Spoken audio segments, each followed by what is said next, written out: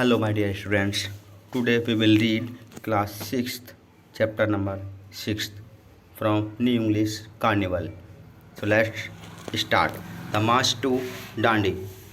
दांडी यानी कि ये मार्च यानी कि कूच करना यानी कि जाना, मार्च करना। जैसे पुलिस वाले मार्च करते हैं, एक पर कदमताल जो करते हैं हम उसे मार्चिंग बोलते हैं। तो यहाँ पर कलेक्ट करना है, collect pictures of Mahatma Gandhi through his life time. यानी आपको पिक्चर्स कलेक्ट करनी है महात्मा गांधी की, यानी थ्रू हिज लाइफ टाइम, उनके पूरे जीवन काल की। From childhood to old age, यानी कि उनके जन्म से लेकर के जो उनकी पूरी एज थी, ओल्ड एज तक की उनकी आपको पिक्चर्स कलेक्ट करनी है। And make a time scrap book, और आपको एक स्क्रैप बुक में उनको पेस्ट करना, चिपका देना है उनके लिए। यहाँ पर कम्युनिकेट करना है, discuss each pictures and its significance with your class. और जो आप पिक्चर्स को पेस्ट कर रहे हैं उनको आपको यहाँ पर डिस्कस क्या करना है उनके बारे में, उनका महत्व है, यानी कि ये पिक्चर्स है वो किस लिए है, उनका जो उस पिक्चर का क्या महत्व है, यहाँ पे आपको क्लास के साथ में डिस्कस करनी है। यहाँ पे सेलिब्रेट करना है, जॉइन द डॉट्स नीटली, ये जो पिक्चर्स दी गई हैं उनको बड़ी साफ तरीके से उनको ज्वाइन करना है, जो बिंदु हैं उनको ज्वाइन करना है। Then colour the pictures using the image on the right as reference, और उसके बाद में उस पिक्चर को कलर करना है एक संकेत के रूप में। रेफरेंस बोलते संकेत या फिर संदर्भ, उदाहरण जिसे हम बोल देते हैं, उदाहरण। तो जो राइट में आपको पिक्चर्स देखे इस तरीके से आपको ये कलर करना है। Now let's start lesson. On 31 January 1930, लगभग 31 जनवरी और 1930 की बात है, Mahatma Gandhi wrote a letter to lord Irwin.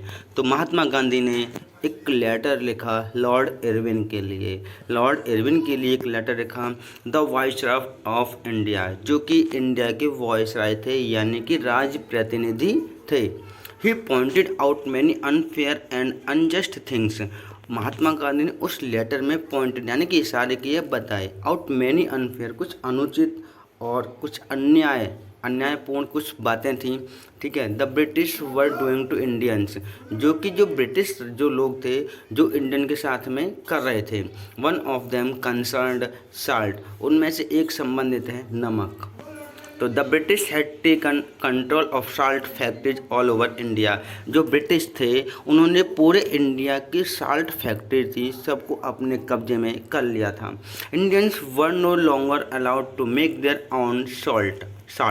Indians को अलाउड नहीं था कि वो अपना नमक बना सकें, लंबे समय तक के लिए अपने लिए नमक को बना सकें, जबकि वो जो नमक था वो इंडिया का ही था। And were forced to buy it from the British, और उन पर दबाव बनाया जा रहा था कि इसको ब्रिटिश से खरीदा जाए, यानी अंग्रेजों से उस नमक को वो खरीदें। The British had also imposed A tax on salt, और ब्रिटिश उन अंग्रेज़ों ने नमक पर भी एक कर लगा दिया था, टैक्स लगा दिया था। इम्पोज बोलते हैं थोपना या फिर लगा देना। मेकिंग इट वेरी एक्सपेंसिव, जिससे क्या हो गया, जो नमक था वो बहुत ज़्यादा महंगा हो गया था, इसकी वजह से नमक जो महंगा हो गया था। This made Mahatma Gandhi very angry, इसकी वजह से महात्मा गांधी बहुत ज़्यादा गुस्सा हो गए थे, बहुत ज़्यादा क्रोधित हो गए थे। इन हिज लेटर, उन्होंने अपने लेटर में लिखा, he asked Lord Irwin to accept the justified demands that he had made on behalf of the people of the country। तो उन्होंने उससे पूछा कि लॉर्ड इरविन को वो अपनी जो जस्टिफाइड डिमांड्स हैं, वो जो डिमांड्स कर रहे हैं उनको एक्सेप्ट करें, और he had made on behalf of the people of the country, क्योंकि ये जो कर जो बनाए गए हैं वो लोगों के, जो देश के लोग हैं उनके लिए ही बनाए गए हैं, बिहाफ मतलब के कारण के, ठीक है ना। इफ़ नॉट, अगर नहीं, तो ही शेड, उन्होंने बोला, he would break the salt law, कि वो नमक का जो नियम है उसको तोड़ेंगे। And encourage all Indians to do the same, और सभी इंडियंस को, सभी भारतीयों को ऐसे करने के लिए क्या करेंगे, एनकरेज करेंगे, यानी कि उनको प्रोत्साहित करेंगे। लॉर्ड इरविन रिफ्यूज, तो लॉर्ड इरविन जैसे उस लेटर को देखा तो क्या हुआ, Lord Irwin refuse, Lord Irwin ने मना कर दिया। इसलिए so Gandhi ji initiated the Dandi march, इसलिए गांधी जी ने शुरुआत की द डांडी मार्च की। He decided to walk from Sabarmati Ashram in Ahmedabad, उन्होंने निश्चय किया साबरमती आश्रम से चलने का, यानी कि वॉक करने का, यानी कि चलने का उन्होंने निश्चय किया। वेयर ही लिव्ड, जहाँ वह रहते थे। To a small coastal town in Gujarat. वो कहाँ रहते थे? एक गुजरात के तटीय छोटे से एक तटीय इलाके में रहते थे, कस्बे में रहते थे। यानी कि कोस्टल बोलते हैं तटीय, टाउन बोलते हैं कस्बा। एक छोटे से तटीय कस्बे में रहते थे गुजरात के में, जो कि कहाँ से था? 384 किलोमीटर था। यहाँ दांडी जिसको बोलते हैं, दांडी से 384 किलोमीटर दूर था। इन दांडी में क्या था? The Arabian sea left large deposits of salt crystal on the शोर।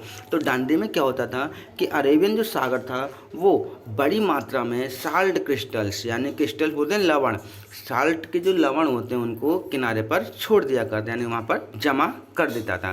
जो नमक ज़्यादा समुद्र से आता है तो समुद्र में साल्ट के क्रिस्टल, तो वो क्रिस्टल्स जो होते हैं वो किनारे पर जमा हो जाते हैं। आगे देखेंगे, Gandhi ji planned to pick up the salt to symbolize to the world that Indians could make their own salt and sell it too। तो गांधी जी का प्लान था, ये योजना थी कि एक साल्ट को उठाया जाए प्रतीक के रूप में, सिम्बोलाइज मतलब प्रतीक के चिन्ह के रूप में उठाया जाए टू द वर्ल्ड, विश्व के, जिससे क्या होता है the Indians could make their own salt. तो जिससे कि इंडियंस अपना नमक बना सकें और इसको बेच भी सकें। इंडियंस वुड नॉट पे अनफेयर टैक्सेस एनी मोर। तो इंडियंस जो भारतीय थे वो अब अनुचित जो टैक्स है कर है उसे अब पे नहीं करेंगे, नहीं चुकाएंगे। On 12 March 1930 Gandhi ji and 78 others set out on the long journey. तो लगभग 12 मार्च 1930 को गांधी जी और उनके 78 लोग, उनके अनुयायी थे, उनके शिष्य या उनके लोग थे, तो set out on the long journey, तैयार हो गए थे, एक लंबी यात्रा के लिए तैयार हो गए थे। यानी कितने लोग थे? 78 और गांधी जी, ठीक है ना। आगे देखेंगे, the British government did not believe. जो ब्रिटिश गवर्नमेंट थी उनको विश्वास नहीं था, क्या विश्वास नहीं था? दैट द मार्चर्स, ये जो प्रदर्शन करने वाले हैं, जो मार्चर्स हैं, would be able to walk so far, कि इतनी लंबे चलने में सक्षम होंगे। एंड हेंस, और इसलिए did not try to stop them, इसलिए उन्होंने रोकने की कोशिश नहीं की। इनफैक्ट वास्तव में क्या था? The British looked upon the whole idea as a joke.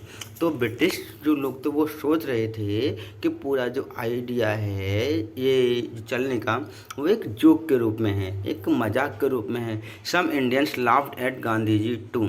तो कुछ भारतीय भी गांधी जी पर हंसे थे, but he did not care, लेकिन उन्होंने इसकी परवाह नहीं की। द ग्रुप केप्ट मार्चिंग, जो उनका जो समूह था वो लगातार मार्चिंग कर रहा था, यानी कूच कर रहा था, यानी चल रहा था। Gandhi ji was 61 years old. उस समय गांधी जी की जो एज थी, जो उम्र थी, वो लगभग 61 ईयर्स ओल्ड के थे, यानी कि 61 वर्ष के थे। But he walked very fast, लेकिन बहुत तेज चलते थे। And the others had to run to keep pace with him, और अन्य लोगों को उनके साथ उनकी रफ्तार को पकड़ने के लिए दौड़ना पड़ता था। द अदर्स, अन्य जो लोग थे, हैव टू रन, उनको दौड़ना पड़ता था, to keep pace with him, उनके साथ चलने के लिए, उनकी रफ्तार को पकड़ने के लिए, उनकी गति के साथ चलने के लिए, उनकी चाल को पकड़ने के लिए उनके साथ दौड़ना पड़ता था। The marchers passed through many village and towns. जो प्रदर्शनकारी थे यानी गांधी जी के साथ जो लोग चल रहे थे वो पास्ड यानी गुजरते थे, कहाँ से गुजरते? Through many village and towns, बहुत सारे गांव और बहुत सारे कस्बों से वो गुजरे थे। People regretted them with great excitement. जो लोग थे गांव के वो उनका ग्रेटेड यानी कि स्वागत करते थे विद ग्रेट एक्साइटमेंट, बहुत से उत्साह के साथ, बहुत उत्साह के साथ में उनका स्वागत करते थे। फ्लावर्स, मालाओं से उनका स्वागत करते थे। गार्लैंड्स, कुछ हार जो होते हैं, ठीक है ना, फूलों से, हारों से उनका स्वागत करते थे। फ्लावर्स बोलते हैं फूल, गार्लैंड्स बोलते हैं मालाएं जो होती हैं, उनसे उनका स्वागत करते थे। And streamers were used to decorate the streets, और स्ट्रीमर्स बोलते हैं जो झंडे, जो पताका होती है ना, उनका उपयोग किया जाता था टू डेकोरेट द स्ट्रीट, गलियों को सजाने के लिए, यानी गलियों में वो पताकाओं को लगा देते, उन झंडों को लगा देते थे। Children climbed up on trees to keep a lookout, और जो बच्चे होते थे वो पेड़ों पर चढ़ जाते थे एज लाइक ए पहरेदार, जैसे कोई पहरेदार होता है, देखभाल करता रहता है ना, ऐसे जो बच्चे थे वो पेड़ों पर चढ़ जाते थे टू कीप ए लुकआउट, पहरेदार की तरह देखने के लिए। As soon as one of them spotted the marchers, जैसे उनमें से कोई एक देखता था, स्पॉट यानी उनको देखता था, पहचान लेता था कि मार्चर्स यानी प्रदर्शनकारी जो आ रहे हैं गांधी जी के साथ में, उनको देख लेता था। शी और ही वुड शाउट, तो वो चिल्लाता या फिर एक लड़की चिल्लाएगी, क्या चिल्लाए, आई सी दे, मैंने उन्हें देख लिया। They would run to inform their families, वो दौड़ जाते थे अपने फैमिलीज, अपने परिवारों को इन्फॉर्म करने के लिए, सूचित करने के लिए दौड़ जाते थे कि मैंने उनको देख लिया। The marchers would greet the people who gathered, जो मार्चर्स थे वुड ग्रीट उनको, उनका स्वागत करते, उनका नमस्कार करते। द पीपल हु गैदर्ड, जो लोग इकट्ठे हो जाते थे उनको उनका नमस्कार करते थे। एंड देन, और कंटिन्यूड द मार्च, उनको नमस्कार करने के बाद में वो अपने मार्च को जारी रखते थे, चलते रखते थे। सम टाइम, कुछ समय के लिए क्या होता था, कुछ समय के लिए वहाँ पर क्या होता था, they would stop to eat and rest, और वहीं पर ही जैसे उनको लोगों का स्वागत करते थे, ठीक है ना, तो वहीं पर वो कुछ समय के लिए रुकते और खाते और वहीं पर आराम करते। Everyone was greatly interested in the outcome of the Dandi march, तो हर कोई बहुत ही ज़्यादा इंटरेस्टेड, यानी कि इंटरेस्टेड था किसमें, इन द आउटकम, उसका जो परिणाम निकल के आ रहा था दांडी मार्च का, उसके परिणाम को आने के लिए बहुत ज़्यादा लोग इंटरेस्टेड थे कि किसका क्या रिजल्ट निकल के आएगा। And the newspaper kept the public informed about its progress, और जो न्यूज़ पेपर थे, जो समाचार थे, वो भी पब्लिक को इन्फॉर्म, सूचित करने के लिए करते रहते थे अबाउट इट्स प्रोग्रेस, इसकी यानी कि ये जो मार्च है वो कहाँ तक चलेगा, इसकी प्रोग्रेस, इसकी उन्नति क्या है। The marchers had to cross the Mahi river on their way to Dandi, जो मार्चर्स थे, जो प्रदर्शनकारी थे, उनको माही रिवर, माही जो नदी थी वो पार करनी पड़ी थी, जो कि दांडी के रास्ते में थी। When they reach the river, जब वो नदी पर पहुँचे, दे सॉ, उन्होंने देखा, it was too deep to wade cross, तो उन्होंने देखा कि ये तो बहुत ही ज़्यादा गहरी है, पार करने के लिए बहुत ही ज़्यादा गहरी है। Gandhi ji was not discouraged, Gandhi ji हतोत्साहित नहीं हुए, निरुत्साहित नहीं हुए, डिस्करेज नहीं हुए। He led the people to a place where the water was shallow, तो गांधी जी अपने लोगों को, जो उनके साथ जो लोग थे, उनको एक स्थान पर ले गए थे जहाँ पर पानी थोड़ा सा उथला था। शैलो बोलते हैं उथला का मतलब जहाँ पर पानी कम गहरा था। आफ्टर 2.5 आवर्स लगभग ऑफ स्टम्बलिंग, लगभग 2 घंटे के स्टम्बलिंग, यानी कि गिरने पड़ने के बाद में, स्टम्बलिंग बोलते हैं गिरना या फिर ठोकर खाने के बाद, पानी में गिरने पड़ने के बाद। एंड स्लीपिंग इन नी, और घुटनों तक मतलब स्लिप होने के बाद में। डीप वाटर, गहरे पानी में, मतलब उस पानी में जैसे वो उतरे, उसमें गिरे भी, फिसले भी, ठीक है ना। और उसके बाद एंड स्लश, और जो गंदा पानी था, the marchers reach the other side, उस गंदे पानी में जो मार्चर्स थे वो उसमें गिरे भी, फिसले भी, ठीक है ना। और उसमें संघर्ष करते हुए जो मार्चर्स थे, जो प्रदर्शनकारी थे, वो दूसरी साइड में पहुंच गए। They reached Dandi late on the evening of 5 April, वे लोग पहुंच गए थे दांडी लगभग देर शाम पर पहुंचे थे, लगभग 5 अप्रैल की शाम को पहुंचे थे। लेस देन ए मंथ, लगभग 1 महीने से भी कम में। After they had set out, मतलब इसके बाद में वो लोग आराम से बैठ गए।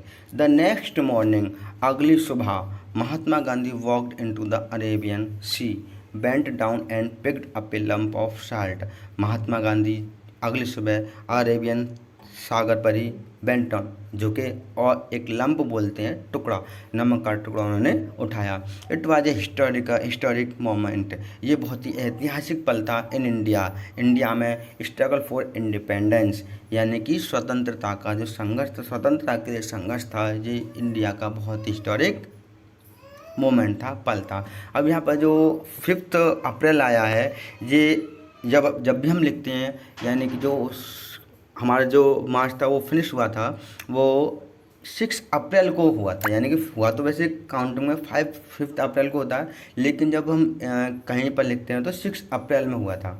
अब देखेंगे इसके क्वेश्चन एंड आंसर्स, तो चलते हैं क्वेश्चन आंसर्स पर।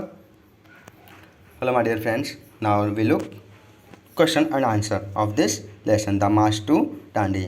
तो देखते हैं, फर्स्ट क्वेश्चन है, when did the Dandi march begin and conclude, तो दांडी मार्च कब स्टार्ट हुआ था, कब तक समाप्त हुआ था, कंक्लूड मतलब एंड हुआ था। तो हम देख रहे हैं, the Dandi march begin on 12 March 1930, तो एंड कंटिन्यू टिल 6 अप्रैल, क्योंकि वो 5 अप्रैल की शाम को पहुंचे थे, तो आगे की कार्रवाई उन्होंने अगली सुबह की थी, इसलिए हम 6 अप्रैल इसको लिखेंगे। Next, describe the historic moment in India struggle for independence. तो इसका जो आंसर है, Gandhi took a big crowd from the Sabarmati ashram. तो गांधी जी एक बड़ी भीड़ लेके गए थे साबरमती आश्रम से इन अहमदाबाद में। तो दांडी बीच, कहाँ के लिए? दांडी जो बीच था वहाँ के लिए। तो वो कहाँ था? 384 किलोमीटर अवे फ्रॉम गुजरात, जो कि गुजरात से 384 किलोमीटर दूर था। इन ए नॉन वायलेंट मैनर, एक बिना अहिंसा के, नॉन वायलेंट मतलब बिना हिंसा के तरीके से, to protect against the salt tax, उससे बचना था, साल्ट टैक्स से बचना था, which imposed by the British government, जो कि ब्रिटिश गवर्नमेंट ने नमक पर लगाया हुआ था, जो टैक्स लगाया हुआ था। Why did Gandhi ji initiate the Dandi march? तो गांधी जी गांधी जी ने दांडी मार्च क्यों स्टार्ट किया था, क्यों शुरुआत की थी? Gandhi ji initiate to Dandi march to protest, यानी कि विरोध करने के लिए against the British salt monopoly, जो ब्रिटिश साल्ट पर एकाधिकार कर रहे थे कि नमक हमारा ही है। मोनोपोली बोलते एकाधिकार, यानी एक मत उनका ही अधिकार, वो उसका विरोध करने के लिए उन्होंने दांडी मार्च की शुरुआत की थी। What was Gandhi ji planning to do in Dandi?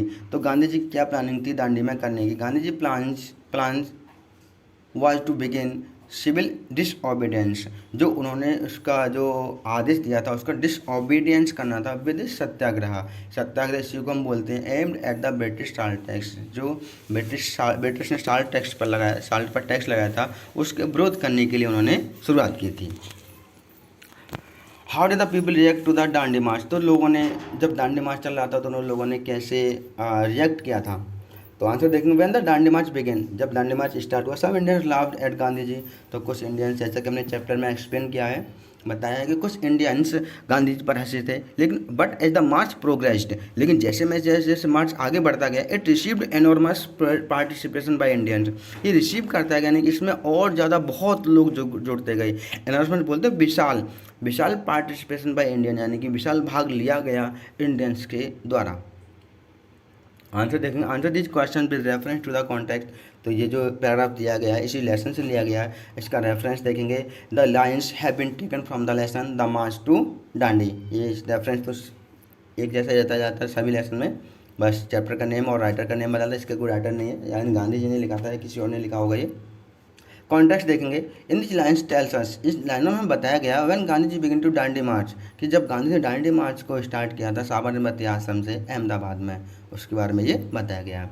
Question देखेंगे, what was the stretch of the Dandi march? तो दांडी मार्च की स्ट्रेच यानी कि उसकी क्या दूरी थी, लंबाई क्या थी? तो 384 किलोमीटर इसका आंसर होगा। क्वेश्चन भी देखेंगे, what is the name of Gandhi ji home town? तो गांधी जी के होम टाउन का नाम क्या था? आंसर पोरबंदर इन गुजरात, गुजरात में एक पोरबंदर है, तो वो गांधी जी का होम टाउन है। सी देखेंगे, why did Gandhi ji decide to walk to Dandi? तो गांधी जी ने डिसाइड क्यों किया दांडी की तरफ जाने का, चलने का? आंसर देखेंगे, because Lord Irwin refused to accept the justified demands, क्योंकि जो लॉर्ड इरविन थे, जब गांधी जी ने उनको लेटर लिखा था तो उन्होंने रिफ्यूज कर दिया था, अस्वीकार कर दिया था। ये स्वीकार करने के लिए जो जस्टिफाइड जो डिमांड्स हैं उनको अस्वीकार कर दिया था। That he had made on behalf of the people, जो लोगों के लिए उन्होंने बनाई थी, देश के लोगों के लिए बनाई थी, इसलिए गांधी जी को दांडी के लिए डिसाइड, मतलब चलने के लिए उन्होंने डिसाइड किया। ये सेकंड पैराग्राफ है, तो इसको भी आप देख लेंगे, इसको मैं पढ़ नहीं रहा हूँ, मतलब वीडियो फिर ज़्यादा लॉन्ग हो जाती है, ज़्यादा लेंथी हो जाती है वीडियो। रेफरेंस देखेंगे, रेफरेंस सेम रहेगा, कॉन्टेक्स्ट चेंज हो जाता है पैराग्राफ के अकॉर्डिंग। तो दिस लाइन्स टेल्स अस, इन लाइन्स में, ये लाइन्स में बताती हैं, when the marchers reached to the Mahi river, जो मार्चर्स थे वो माही रिवर पर पहुंच गए, तो they saw it was too deep to wade across, तो उन्होंने क्या देखा कि ये तो बहुत ज़्यादा गहरी है पार करने के लिए। तो उसके बाद आगे क्या हुआ, तो हम क्वेश्चन में पहले चैप्टर में पढ़ चुके हैं, अब इसको क्वेश्चन आंसर देखते हैं। Y could the marchers not cross the river? Marchers river को क्यों नहीं क्रॉस कर सके, यानी उसको पार नहीं कर सके? देखो वैसे तो बड़ी थी, गहरी थी, लेकिन गांधी जी ने उनको एक दूसरे रास्ते पर लेके गए जहाँ से पानी कम गहरा था। Because the river was too deep, क्योंकि नदी बहुत ज़्यादा गहरी थी, इसलिए उसको पार नहीं कर सके थे। How did Gandhi ji lead the marchers across the river? तो गांधी जी ने मार्चर्स को नदी पार करने के लिए कैसे लीड किया? आंसर है, Gandhi ji lead the people to a place where the water was shallow, Gandhi ji लोगों को वहाँ ले गए जहाँ पानी कम गहरा था, उथला था। Did the marchers have to struggle to cross the river, क्योंकि क्या मार्चर्स ने नदी को पार करने के लिए स्ट्रगल किया था? यस, क्या था? ये कुछ वर्ड मीनिंग शॉर्ट्स हैं। मार्च कूच करना, मैंने कुछ वर्ड मीनिंग्स भी लिखी हैं। सिग्निफिकेंस में तो है वायसरा, राजप्रतिनिधि, अनजस्ट, अन्याय, कंसर्न, संबंधित, इम्पोज, थोपना, लगाया गया, इनिशिएट, शुरुआत की, कोस्टल, तटीय, मार्चर्स, प्रदर्शन करने वाले, हैंस, इसलिए, पेस, रफ्तार या चाल या पग, गति। 4 वर्ड मीनिंग लिखे मैंने पेस की। रफ्तार ही बोल देते हैं, चाल ही बोल देते हैं, पग भी बोलते हैं, गति भी बोलते हैं। स्टीमर्स, पताका, झंडे जो होते हैं उनको बोलते हैं। लुकआउट, पहरेदार, पहरेदार की तरफ वो लड़के काम कर रहे थे, बच्चे काम कर रहे थे। वेट, पार करना। लेट, नेत्र तक करना। शैलो, उथला यानी कि कम गहरा पानी। स्टम्बलिंग, गिरना या ठोकर खाना। स्लश, गंदा पानी। अब हम देखेंगे इसका कुछ बुक वर्क। हेलो फ्रेंड्स, ये कुछ बुक वर्क भी है। ये फिर वीडियो ज़्यादा लेंथी हो जाती है, इसको एक्सप्लेन करना थोड़ा पॉसिबल नहीं है। पॉसिबल तो है लेकिन वीडियो फिर ज़्यादा लेंथी हो जाती है। तो मैंने डायरेक्टली इसको जो क्वेश्चन आंसर्स हैं, जो बुक वर्क है, वो मैंने डायरेक्टली फिल कर दिया है, बट मैं आपको थोड़ा सा समझा देता हूँ। Match the correct verb to the noun and create verb noun collocation, यानी कि इसमें जो वर्ब है वो नाउन के अकॉर्डिंग होने चाहिए। तो यहाँ पर इसमें मैंने डायरेक्टली आंसर लिख दिए हैं, तो मैंने फिल कर दिया है और यहाँ भी मैंने फिल किया हुआ है, उसका फिल कर लेंगे अपनी बुक में। ठीक है, तो आगे चलते हैं। ये सेंटेंस के टाइप हैं, तो इसमें कंपाउंड और सिंपल सेंटेंस बताना होता है, तो मैंने यहाँ भी ये भी लिख दिया है। ठीक है, सिंपल सेंटेंस वो होते हैं जिसमें कि केवल एक वन क्लॉज होती है, ठीक है ना, एक वन सब्जेक्ट होता है, एक वर्ब होती है। तो यहाँ पर हमें इस पर आइडेंटिफाई करना होता है, तो मैंने लिख दिए हैं। कंपाउंड में मोर देन 2 होते हैं, कंजक्शन भी होता है, इसमें कॉमा भी, सेमी कॉलन भी होते हैं। ठीक है, तो मैंने यहाँ पर ये लिख दिए हैं। फर्स्ट सिंपल है, सेकंड कंपाउंड है, थर्ड कंपाउंड है, फोर्थ वो सिंपल है और फिफ्थ भी आपका कंपाउंड है। ये कुछ थोड़ा सा बुक वर्क और है, इसके आगे fill in the blanks with the correct phrase from the box to form simple and compound sentence. ये कुछ फ्रेजेस हैं, तो हमें ये मैंने फिल कर दिया है, तो देख लेंगे। The lazy cat slept all day, I like tea but I love coffee, the flowers in the garden smell so good. आगे देखेंगे, आगे भी कुछ बुक वर्क है। I cooked lunch and she washed the vessels, the chair is brown. ये आगे मैंने ये फिल नहीं करना होता, लेकिन मैंने ये भी फिल कर दिया है। Circle the silent GH in each word in the box, then use the word to complete this sentence. ये मैंने फिल कर दिया है, तो देख लेंगे अब। We should have something caught, I thought, second में थॉट है, थर्ड में नाइट है। ठीक है, थर्ड में नाइट का जो वर्ड है मैं आपको बता देता हूँ, योद्धा होता है यहाँ पर। I got all the answers right on my test, I shudder में काँपना होता है, at the light of going to the dentist, यानी मैं हल्का हल्का काँप रहा था। ठीक है, ये आपका लेसन यहाँ से फिनिश हो गया है। मैं इसका बुक वर्क ही आपको करके दिखा दिया, आप कर लेंगे। चलते हैं अब नेक्स्ट लेसन पर, इसको हम आगे अब आपको नेक्स्ट लेसन कराएंगे।